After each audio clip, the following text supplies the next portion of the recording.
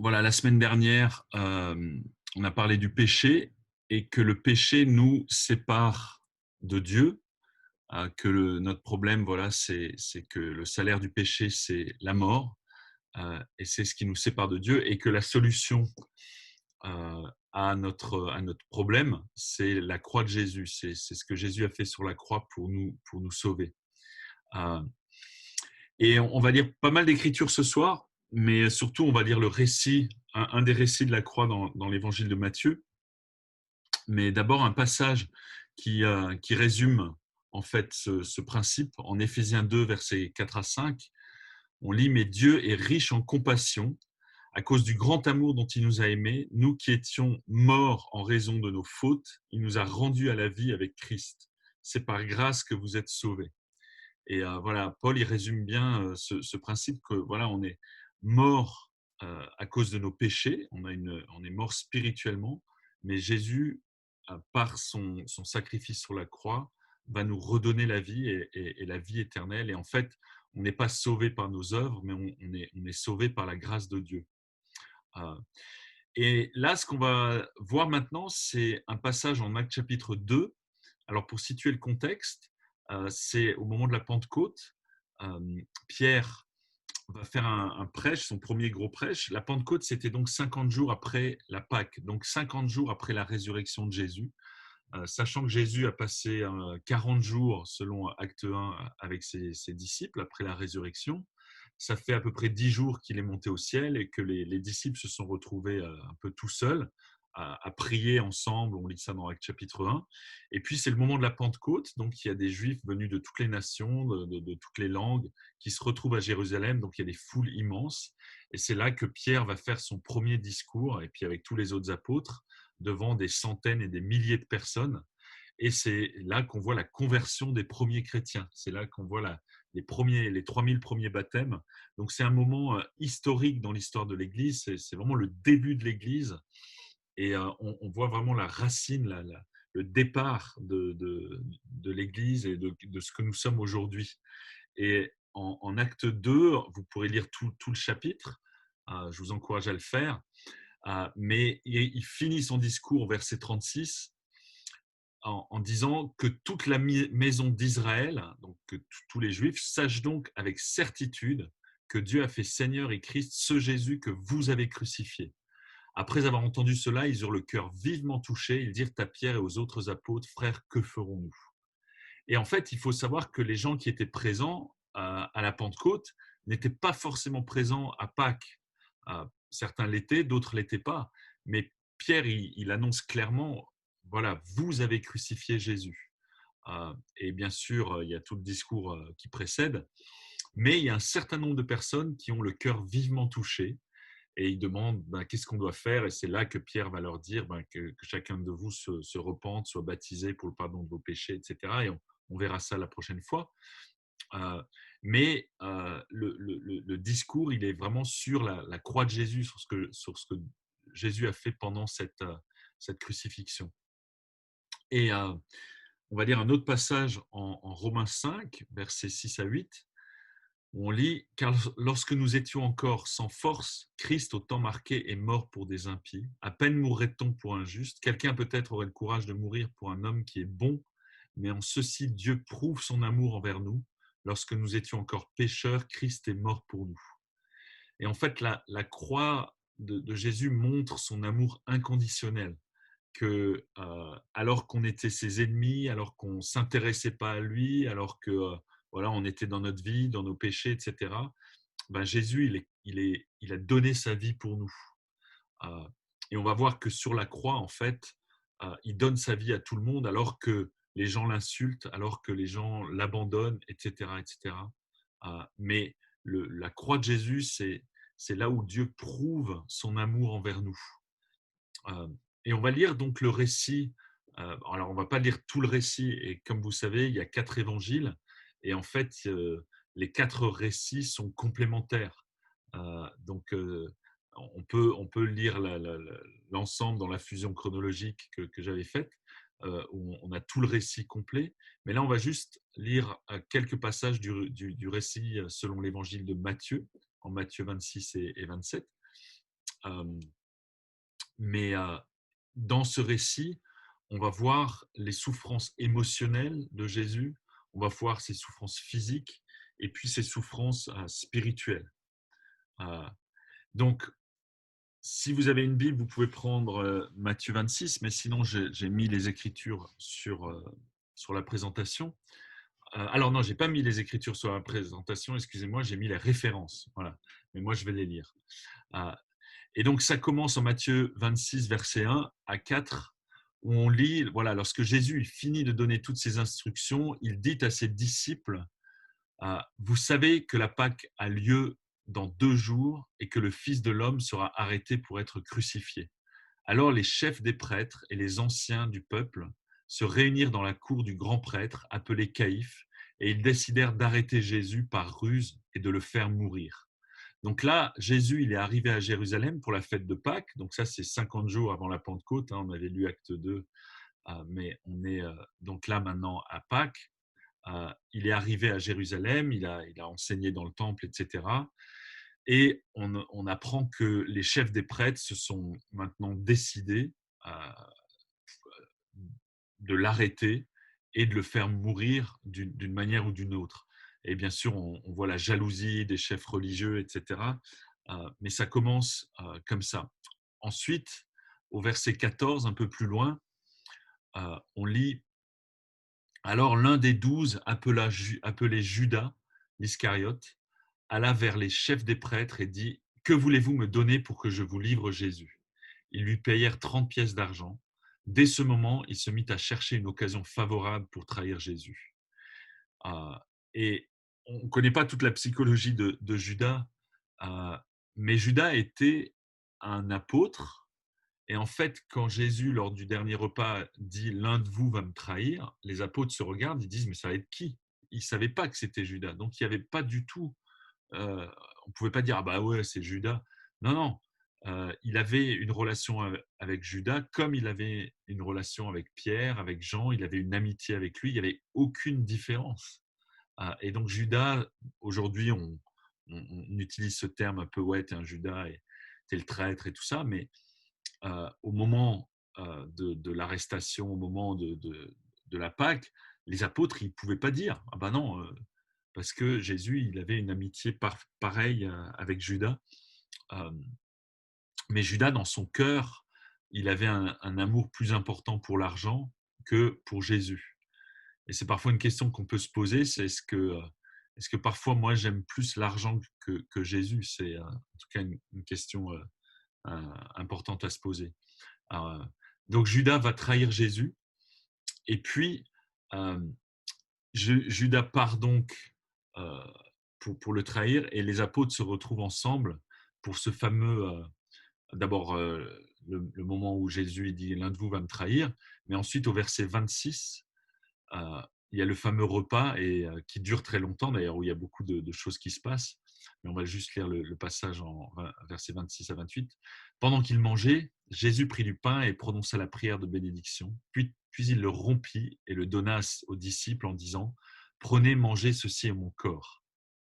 Il prit ensuite une coupe et remercia Dieu, puis il la leur donna en disant, buvez-en tous, car ceci est mon sang, le sang de la nouvelle alliance, qui est versé pour beaucoup pour le pardon des péchés.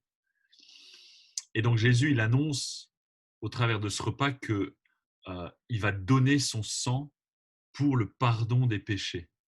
Et je pense que les apôtres à ce moment-là, ils ne comprennent pas ce qui se passe, ils ne comprennent probablement pas de quoi Jésus parle. Mais Jésus, il le dit, voilà, mon sang va être versé pour beaucoup, pour le pardon des péchés. Et bien sûr, on prend ce repas du Seigneur régulièrement en mémoire de ce que Jésus a fait.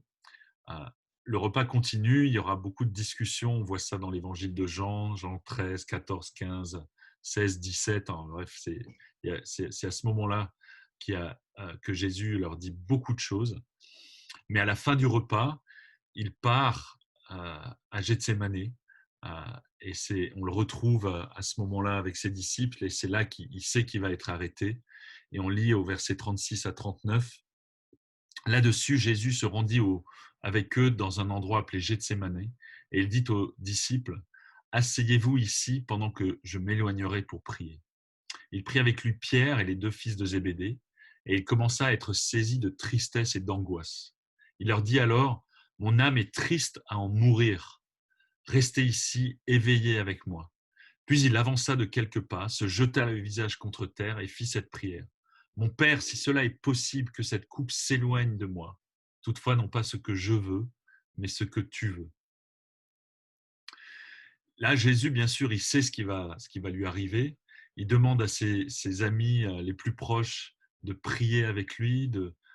Il ouvre son cœur, il est vulnérable, il est ouvert, il est humble, il exprime sa peur, sa tristesse. Et il dit, mon âme est triste à en mourir. Il partage avec ses meilleurs amis ses plus profonds sentiments. Mais il montre aussi au travers de ce moment qu'il veut vraiment faire la volonté de Dieu. Euh, et bien sûr, la coupe qu'il va boire, elle est juste immense, quoi. Et il est humain et donc il souffre, il a peur, il a tous ses sentiments, mais il se bat dans la prière. Et à la fin de ce moment de prière, il va dire, allons-y, celui qui me livre s'approche. Et il est prêt, en fait, à, à passer à la suite de ce qui va se passer. Euh, mais on commence à voir ici les souffrances émotionnelles de Jésus. Euh, et en fait, ces souffrances émotionnelles, elles seront immenses. Arrive Judas, qui va le trahir par un baiser. Verset 46, on lit « Levez-vous, allons-y, celui qui me trahit s'approche. » Il parlait encore quand Judas, l'un des 12, arriva avec une foule nombreuse armée d'épées et de bâtons, envoyés par les chefs des prêtres et par les anciens du peuple. Celui qui le trahissait leur avait donné ce signe, « L'homme auquel je donnerai un baiser, c'est lui. Arrêtez-le. » Aussitôt, il s'approcha de Jésus en disant, « Salut, maître !» Et il l'embrassa. Jésus lui dit, « Mon ami, ce que tu es venu faire, fais-le. » Alors ces gens s'avancèrent, mirent la main sur Jésus et l'arrêtèrent. Et ce moment, je ne sais pas si vous pouvez imaginer, mais c'est vraiment une trahison incroyable parce que Judas, c'était son ami. Ils avaient passé 3 ans ensemble. C'était un apôtre. Ce n'était pas juste un gars comme ça qui croyait en lui. C'était quelqu'un qui avait vécu avec lui. Et il le trahit par un baiser. Les souffrances émotionnelles. Et Jésus, il aime cet homme de manière inconditionnelle. Il a un amour profond pour lui. Les souffrances émotionnelles de Jésus continuent de s'accentuer. Et puis donc, on va l'arrêter. Et on lit au verset 55, « À ce moment, Jésus dit à la foule, « Vous êtes venus pour vous emparer de moi avec des épées et des bâtons, comme pour un brigand. J'étais tous les jours assis parmi vous, enseignant dans le temple, et vous ne m'avez pas arrêté. Mais tout cela est arrivé afin que les écrits des prophètes soient accomplis. » Alors tous les disciples l'abandonnèrent et prirent la fuite. Et là, à ce moment, c'est tous les disciples, c'est Pierre, Jacques, Jean, Philippe, Barthélemy, et tous ces apôtres l'abandonnent et prennent la fuite. Donc Jésus se retrouve seul.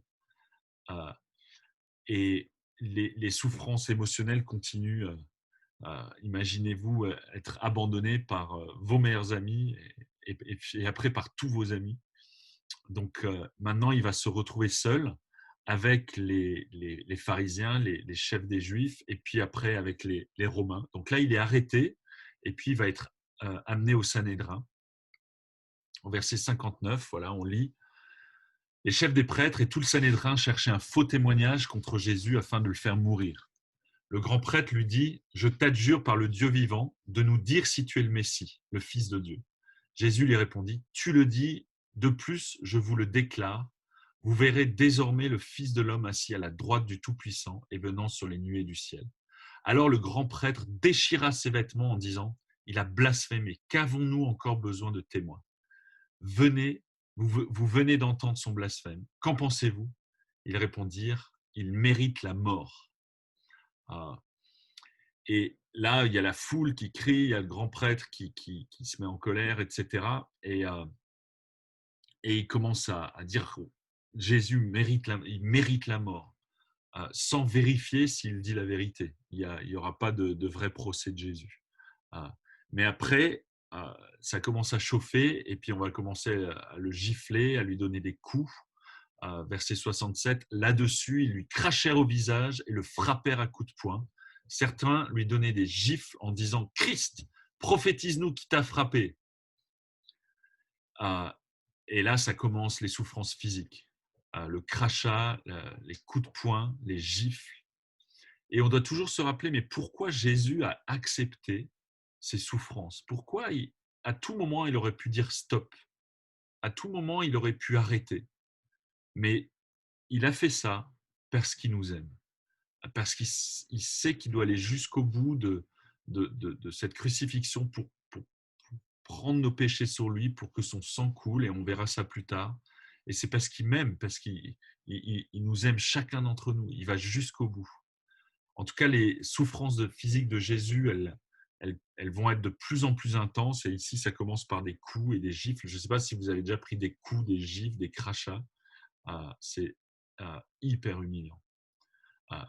Puis, la nuit va passer. Il ne va certainement pas beaucoup dormir. Il va être maltraité. Et puis, le matin vient, et on lit en Matthieu 27, le matin venu, tous les chefs des prêtres et les anciens du peuple tinrent conseil contre Jésus pour le faire mourir. Après l'avoir attaché, ils l'emmenèrent et le livrèrent à Pilate, le gouverneur. Jésus comparut devant le gouverneur. Celui-ci l'interrogea. « Es-tu le roi des Juifs ?» Jésus lui répondit. « Tu le dis. » Mais il ne répondit rien aux accusations des chefs des prêtres et des anciens. Alors Pilate lui dit. « N'entends-tu pas tous ces témoignages qu'ils portent contre toi ?» Mais Jésus ne répondit sur aucun point, ce qui étonna beaucoup le gouverneur. Puis au verset 15, on lit. « À chaque fête, le gouverneur avait pour habitude de relâcher un prisonnier, celui que la foule voulait. Ils avaient alors un prisonnier célèbre, dénommé Barabbas. » Et là, bien sûr, on voit qu'un résumé. Avant, il avait vu Hérode, il avait été aussi maltraité là-bas. Et maintenant, il est face à Pilate. Il y aura une longue discussion avec Pilate sur la vérité, etc. Mais Jésus, il répond rien aux accusations des chefs des prêtres. Et il va rester comme un agneau qu'on mène à l'abattoir. Et c'est ce qu'on lit d'ailleurs dans d'autres passages. Donc, il va se retrouver face à Barabbas. Et Pilate qui veut se laver les mains. Pilate, il trouve aucun motif pour condamner Jésus. Il veut essayer de calmer la foule, il veut essayer de calmer les pharisiens, les juifs. Donc on lit au verset 21. Le gouverneur prit la parole et leur dit. « Lequel des deux voulez-vous que je vous relâche ?» Ils répondirent « Barabbas ». Pilate répliqua. « Que ferais-je donc de Jésus qu'on appelle le Christ ?» Tous répondirent. « Qu'il soit crucifié. » Mais quel mal a-t-il fait? Dit le gouverneur. Ils crièrent encore plus fort. Qu'il soit crucifié! Voyant qu'ils ne gagnaient rien, mais que le tumulte augmentait, Pilate prit de l'eau, se lava les mains en présence de la foule et dit. Je suis innocent du sang de ce juste. C'est vous que cela regarde. Et tout le peuple répondit. Que son sang retombe sur nous et sur nos enfants. Je ne sais pas si vous imaginez la scène quand Jésus est devant cette foule, mais cette foule remplie de haine qui crie qu'il soit crucifié. Et moi, je me souviens avoir lu ces passages quand j'ai étudié la croix la première fois, et honnêtement, je me voyais dans la foule en train de crier qu'il soit crucifié, parce que je savais que c'était à cause de mes péchés qu'il était crucifié, que ce n'était pas juste ces Juifs au 1er siècle, mais qu'on est tous responsables de la croix de Jésus. Que moi, par mon orgueil, mon égoïsme, par mes péchés à moi, j'ai aussi crié qu'il soit crucifié, sans m'en rendre compte. Et Pilate, il va livrer Jésus pour être crucifié. Verset 26. Alors Pilate leur relâcha Barabbas, et après avoir fait fouetter Jésus, il le livra à la crucifixion. Et ce qu'il faut comprendre, la crucifixion, c'est que c'est un peu comme de la tauromachie, c'est-à-dire on fait d'abord saigner la personne pour l'affaiblir avant qu'elle soit complètement achevée sur la croix. C'est ce qu'on fait avec les taureaux, on va les faire saigner le maximum, et puis à la fin, ils sont tellement faibles qu'on peut les achever. Et la crucifixion, c'est ça. Donc la flagellation, lorsqu'on fouette Jésus, on va l'affaiblir, son sang va couler, il va perdre son sang, ça va déchirer sa peau, déchirer les muscles de son dos, et ça va vraiment être horrible. Et donc ces souffrances physiques, elles n'arrêtent pas de s'accentuer. D'abord, il y a eu des gifles, des coups de poing, des crachats, et maintenant il y a la flagellation. Et puis ensuite, on va continuer les moqueries, et on va voir un peu plus loin au verset 27 que les soldats se moquent de lui. On va lire les soldats du gouverneur conduisirent Jésus dans le prétoire et rassemblèrent toute la troupe autour de lui. Ils lui enlevèrent ses vêtements et lui mirent un manteau écarlate. Ils tressèrent une couronne d'épines qu'ils posèrent sur sa tête et lui mirent un roseau dans la main droite. Puis, s'agenouillant devant lui, ils se moquaient de lui en disant « Salut, roi des Juifs !» Ils crachaient sur lui, prenaient le roseau et le frappaient sur la tête. Après s'être moqués de lui, ils lui enlevèrent le manteau, lui remirent ses vêtements et l'emmenèrent pour le crucifier. La torture, elle est juste dingue, c'est fou. On est en train de faire ça à Dieu en personne. Bien sûr, il ne se rendait pas compte, mais c'est juste atroce ce qui se passe. Et imaginez-vous quand le manteau qu'on lui a mis sur le corps est enlevé, le sang a dû coaguler, et c'est comme si on enlève des sparadraps partout. La douleur, ça devait être fou. Et puis des moqueries. Et ça continue à s'accentuer. Et à tout moment, Jésus aurait pu s'arrêter, mais il est allé jusqu'au bout parce qu'il nous aime, par amour pour nous. Et donc maintenant, il va être crucifié. On l'emmène. Il y a un certain Simon de Cyrène qui va l'aider à porter la croix. Au verset 32, on lit « Lorsqu'ils sortirent, ils rencontrèrent un homme de Cyrène appelé Simon et le forcèrent à porter la croix de Jésus. Arrivé à un endroit appelé Golgotha, ce qui signifie lieu du crâne, ils lui donnèrent à boire du vinaigre mêlé de fiel. Mais quand il l'eut goûté, il ne le voulut pas le boire. » Donc Simon l'aide parce que la croix, il ne pouvait plus la porter. Et on l'emmène à ce lieu et on sait qu'il va être entouré de 2 autres brigands, mais on va se concentrer sur la croix de Jésus. Et à ce moment-là, il est crucifié. Ils le crucifièrent, verset 35. Puis ils partagèrent ses vêtements en tirant au sort. Et donc on sait comment ça se passe, la crucifixion.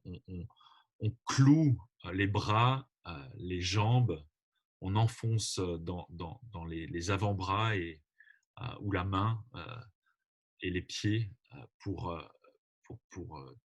qu'ils tiennent sur ce bois. Et une fois mis debout sur la croix, Jésus, pour pouvoir respirer, il devait pousser sur ses jambes, tirer sur ses bras pour pouvoir inspirer de l'air et ensuite expirer. Et on sait qu'il est mort de suffocation. Mais pendant 6 heures, il va agoniser sur cette croix. Et pendant 6 heures, on va se moquer de lui, on va continuer à dire n'importe quoi, et lui va garder toujours un cœur doux, un cœur plein d'amour. Il va dire 7 phrases, et des phrases comme « Père, pardonne-leur parce qu'ils ne savent pas ce qu'ils font ». Il va parler à sa mère et parler à Jean, un de ses apôtres, et dire à sa mère « Voici ton fils », et à Jean, il va lui dire « Voici ta mère ». Il va dire au brigand à côté de lui « Désormais, tu seras avec moi dans le paradis », au brigand qui se repent. Il va garder un cœur doux jusqu'au bout. C'est juste incroyable. Et donc, sur la croix, on lit « Puis ils s'assirent, le regardèrent pour indiquer le motif de sa condamnation. On écrivit au-dessus de sa tête « Celui-ci est Jésus, le roi des Juifs ». Et Jésus, il est crucifié comme ça. On va lire au verset 39. Les passants l'insultaient et secouaient la tête en disant « Toi qui détruis le temple et qui le reconstruis en 3 jours, sauve-toi toi-même, si tu es le Fils de Dieu, descends de la croix. » Les chefs des prêtres, avec les spécialistes de la loi et les anciens, se moquaient aussi de lui et disaient « Il en a sauvé d'autres et il ne peut pas se sauver lui-même. S'il est roi d'Israël, qu'il descende maintenant de la croix et nous croirons en lui. » L'agonie de Jésus sur la croix, la suffocation, c'est juste complètement fou. On lit au verset 45, de midi jusqu'à 3 heures de l'après-midi, il y eut des ténèbres sur tout le pays. Vers 3 heures de l'après-midi, Jésus s'écria d'une voix forte, Élie, Élie, lama sabachthani, c'est-à-dire, mon Dieu, pourquoi m'as-tu abandonné? Quelques-uns de ceux qui étaient là, après l'avoir entendu, disaient, il appelle Élie. Aussitôt l'un d'eux courut prendre une éponge qu'il imbiba de vinaigre, il la fixa à un roseau et lui donna à boire. Mais les autres disaient, laisse donc, voyons si Élie viendra le sauver. Et donc on a vu les souffrances émotionnelles de Jésus, on a vu les souffrances physiques qui sont atroces, et maintenant vont commencer les souffrances spirituelles. Parce que Jésus sur la croix, à un moment donné, alors qu'il est parfaitement uni avec Dieu, parfaitement connecté avec Dieu, il va dire, mon Dieu, pourquoi m'as-tu abandonné? Et on va approfondir ça tout à l'heure. Et puis, au bout de 6 heures d'agonie, on lit au verset 50, Jésus poussa de nouveau un grand cri et rendit l'esprit. Et à ce moment-là, un soldat romain va réagir à la vue du tremblement de terre et de ce qui venait d'arriver. L'officier romain et ceux qui étaient avec lui pour garder Jésus furent saisis d'une grande frayeur et dirent « Cet homme était vraiment le Fils de Dieu ». Et donc même le Romain, en voyant la croix, il en croit pas ses yeux et ses oreilles, et il se remet complètement en question. Qu'est-ce qui se passe sur la croix?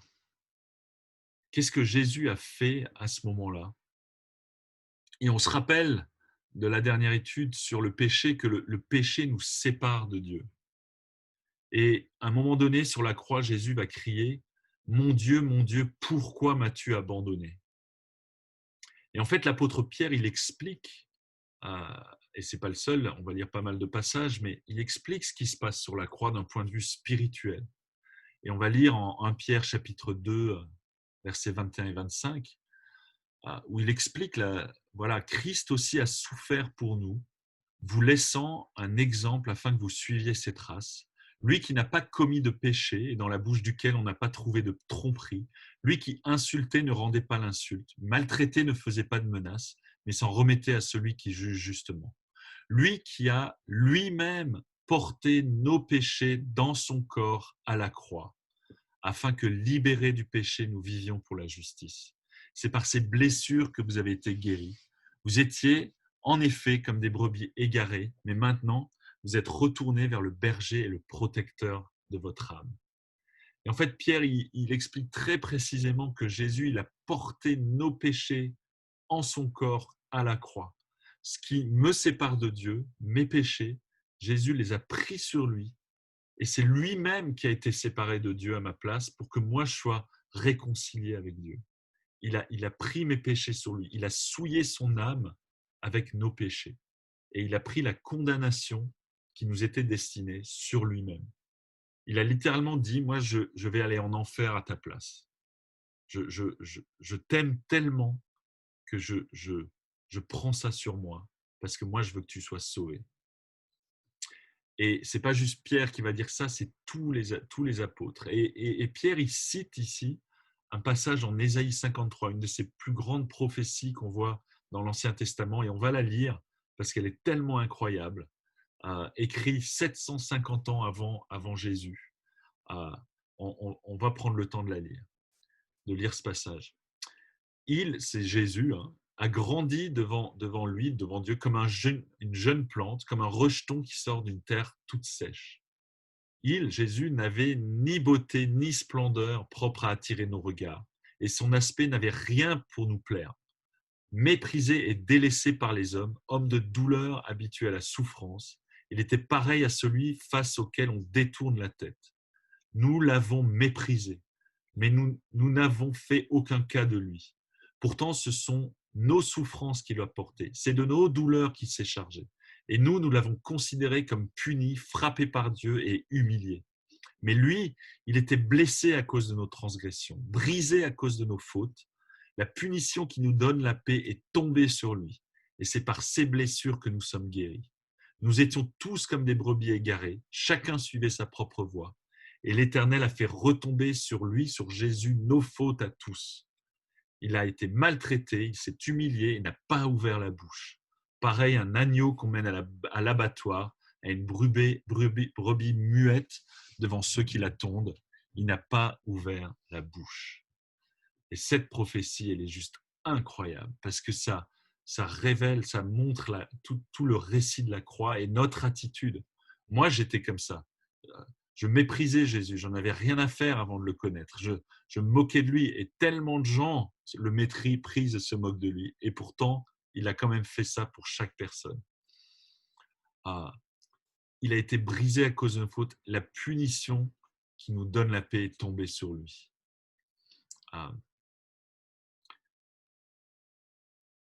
Voilà qui est Jésus, voilà ce qu'il a fait pour nous. Pour résumer, Jésus, il a accepté de mourir spirituellement à notre place en prenant nos péchés sur lui.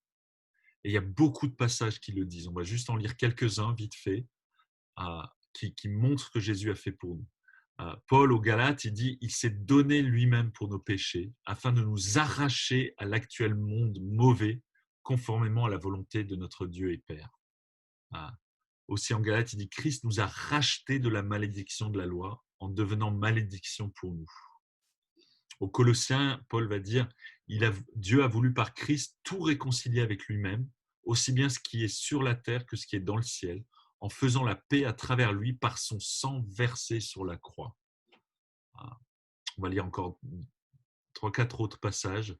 Aux Hébreux, on lit « De même, Christ s'est offert une seule fois pour porter les péchés de beaucoup d'hommes.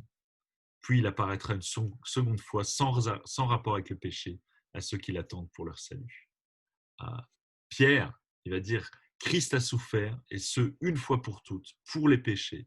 Lui, le juste, il a souffert pour des injustes, afin de vous conduire à Dieu.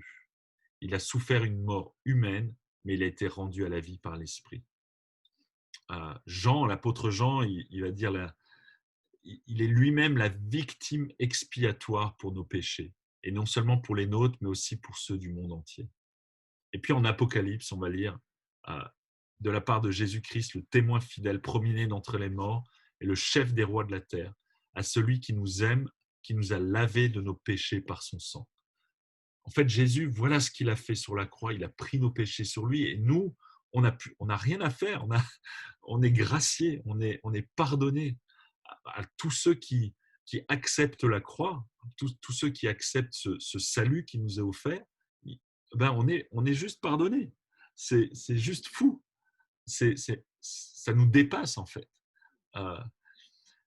Et bien sûr, après, on va voir que la repentance, c'est juste quand on comprend ce que Jésus a fait pour nous, on a envie de l'aimer en retour. On a envie de faire sa volonté, on a envie de lui faire plaisir. Mais Jésus, il a pris vraiment nos péchés sur lui pour qu'on puisse être éternellement réconcilié avec Dieu. Et donc la croix, si je devais résumer, qu'est-ce que ça représente pour moi? La croix, ça montre l'horreur de nos péchés et l'immensité de l'amour de Dieu. On voit les deux choses dans la croix. Et on va conclure par un passage en 2 Corinthiens, et je sais que je vais un petit peu vite là, mais on va conclure par ce passage qui est juste incroyable aussi, où Paul il développe, et vous pourrez lire tout le récit en 2 Corinthiens chapitre 5, versets 14 à 21.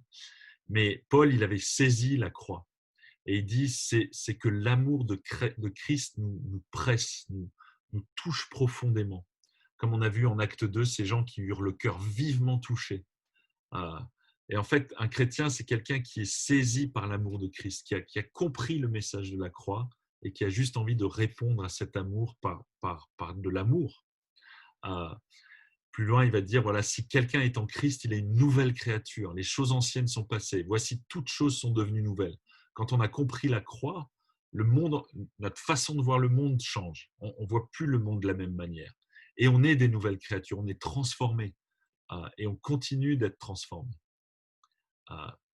Et tout cela vient de Dieu qui nous a réconciliés avec lui par Christ et qui nous a donné le ministère de la réconciliation. En effet, Dieu était en Christ, il réconciliait le monde avec lui-même en ne chargeant pas les hommes de leurs fautes.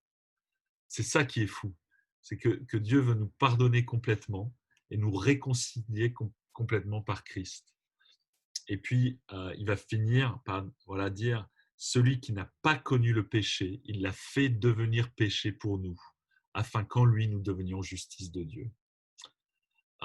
Donc, vous pourrez étudier ce passage en profondeur, mais euh, la croix, c'est ce qui m'a vraiment motivé à me faire baptiser, à devenir chrétien.